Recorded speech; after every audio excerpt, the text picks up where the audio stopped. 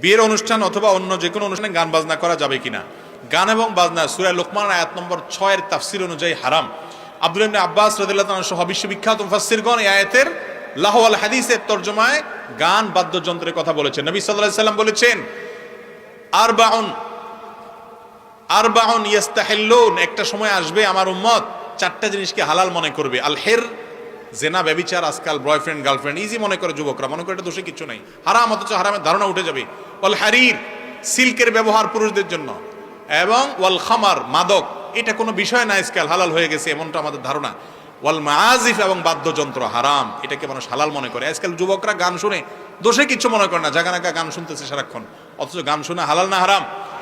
বাদ মিউজিকের ব্যবহার থাকলে সে গান শোনা হারাম। যে গানের কথামালার ভিতরে অবৈধ প্রেম ভালোবাসার কথা আছে সেগুলো হারাম।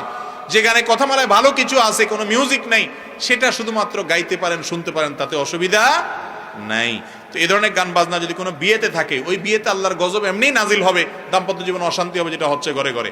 এখন বিয়ে মানে গান বাজনা, গান বাজনা ছাড়া কোনো বিয়ে হয় এখন? এই জন্য বিয়ের সাথে অটোমেটিক দাম্পত্য অশান্তি ফিরি, ঠিক না বে ঠিক? এরকম যুবক কি আছে দু চারজন যে বলবে আমার বিয়েতে কোনো গান বাজনা করতে দিব না? আসেননি দু চারজন?